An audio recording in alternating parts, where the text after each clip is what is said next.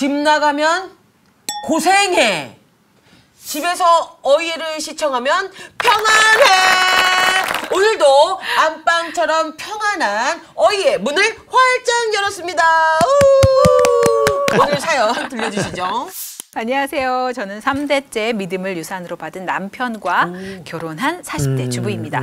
믿음의 명문 가정답게 저희 시댁에는 목회자만 6분. 그중 큰 시아주버님께서는요, 미국에서 목회를 하고 계세요. 근데 요즘 남편이 형 때문에 걱정이 많네요. 걱정이다, 걱정. 우리 형이 속한 그 교회에 동성애 문제 때문에 탈퇴를 하니 또 조금 있다 하니 이런 문제 가지고 투표를 하고 아주 형이 고민이 많아.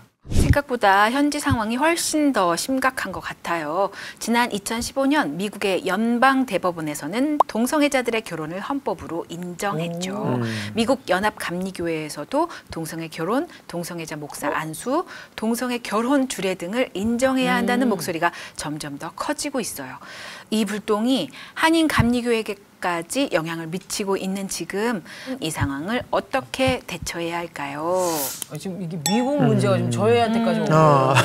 네. 목사님, 이럴 땐 어이해. 이게 미국 문제이긴 하지만 네. 미국의 선교사들이 우리나라에 1885년 4월 5일 부활주일에 또 마침 언더우드와 펜슬러 선교사가 장로교 감리교 선교사가 한국에 와서 이제 세워진 한국 교회들이기 때문에 미국의 영향을 안 받는다고 볼 수는 없어요. 또 그런 문화적인 그 접근이 또 계속되고 있기 때문에 이 동성애 문제는 미국 특별히 UMC 감리교회에서는 PCUS 장로교보다 좀 뒤늦게 이 문제가 좀 불거지고 있어요. 근데 제일 문제가 뭐냐면 성경적이지 않은 것을 우리가 어떻게 받아들일 수 있느냐. 그래서 동성애가 합법화되는 교단 총회를 인정할 수 없다. 내년 4월이군요.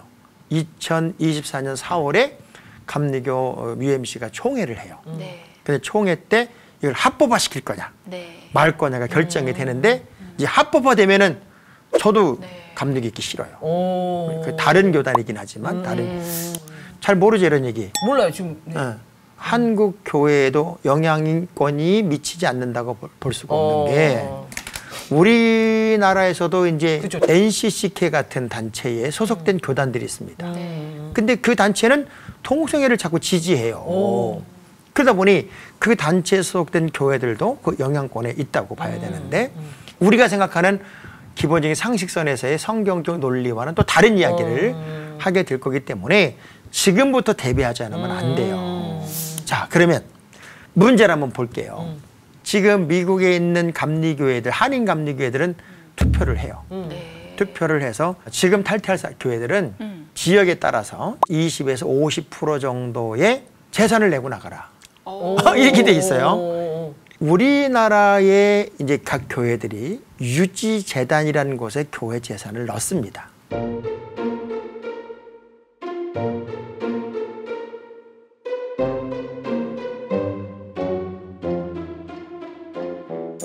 미국은 이게 이제 증여가 됐어요. 증여.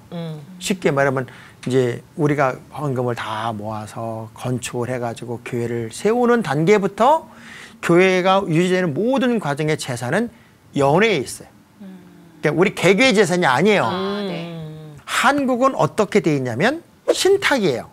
증여가 아니고 신탁이어서 전 교인들이 우리 거 재산 돌려달라. 전 교인이 사인을 하면 돌려받을 수 있지만 미국의 감리교회 같은 경우는 건축할 당시부터 우린 교단 법을 따르겠습니다 하는 차원에서 재산을 교단에 넣고 교단 재산으로 등기가 넘어가 있기 때문에 그렇게 할 수 없는. 그러니까 지금서 50% 내고 나가. 그럼 억울한 거야. 뭐가 억울한 거예요? 왜 우리가 헌금해서 우리가 줬는데 우리 건데 왜 니네가 돈 내래? 상식적으로는 말이 안 되는데 법으로는 이길 수가 없는. 그것도 어떤 법이냐면은 교단에서 파송한 감정평가사가 이 교회를 감정을 해요. 이 교회가 만약 100억이 나왔어. 그 50억을 생돈을 토해내야 되는 거예요. 지금 미국의 한인 감리교회들 굉장한 고통 속에 빠져 있는 상황이 된 거죠. 그러니까 우리가 그냥 단순하게 동성애 안 되고 우리 교회는 안 받아들이겠어요 라고 말한다고 해서 교단 헌법에 의해서 네. 이제 예를 들면 내년 4월에 네. 미국 감리교회는 교단 총회를 통해서 동성애자가 목사가 되는 거와 동성애 결혼을 합법화합니다라고 발표가 딱 되면요. 네. 그때부터 거기에 저항하는 모든 목사는 이제는 고발당하는 거예요. 그래서 내가 지금까지 섬겨왔던 우리 감리교회는 동성애법이라는 게 없었기 때문에 감리교회에 남았었지. 네.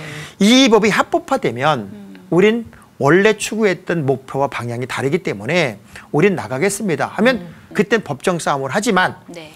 지금 우리 먼저 나가겠습니다. 이걸 내가 결정한 거잖아요. 네. 그리고 재산은 교단에 들어있잖아요. 네.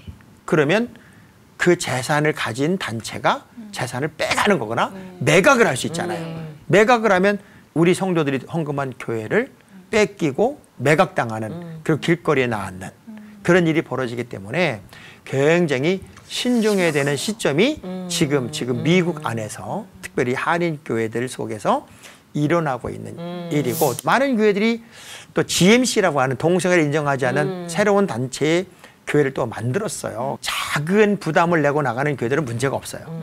근데 큰 교회들은 정말 엄청난 부담을 갖게 됐는데 이미 나가기로 결정한 교회들은 12월 31일까지 그 50%를 내야 돼요. 얼마 안 남았네. 그러니까 교회들의 지금 부담이 엄청나진 거죠. 그렇게 투표는 했는데 이거 어떡할지 걱정 많이 되는 거고. 앞으로 1년 후, 2년, 3년 후에 한국은 그런 법이 안 만들어질 보장이 없으니까 이런 걸 우리 한국에 있는 감리교인들이 알고 또 모든 교단 마찬가지고 그치. 교인들이 알면 지금부터 대비를 해야 된다. 우리 어이해가 앞으로 이렇게 맨날 교회 안에만 국한돼 있었던 얘기를 나눴잖아요. 네. 우리 100회로 끝내려고 그랬잖아요. 근데 100회로 끝낼 게 아니라 더 폭넓게 큰 틀로 좀 바꿔봐서 한 200회까지 가보는 건 좋겠다 하는 생각을 그리고 또 우리 시청자분들이 100회는 안 된다.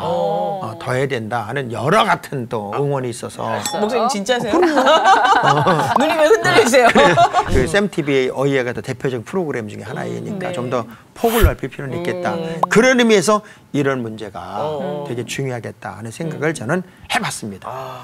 솔직히 오늘 문제는 좀 너무 어렵지 않아요? 어렵긴 한데 정말 기도해야 될 문제인 것 같아요. 그리고 좀 우리가 또 확실히 좀 알고 있어야 될 문제였다고 저는 네네네. 생각을 합니다. 갈등, 고민, 걱정은 이제 그만. 여러분 곁엔 어이해가 있습니다. 아래 메일 주소로 여러분의 고민 보내주세요. 저희가 함께 풀어나가도록 하겠습니다. 구독, 좋아요, 알림 설정, 전달, 여러분이 영상 선교사가 되어주시는 길입니다.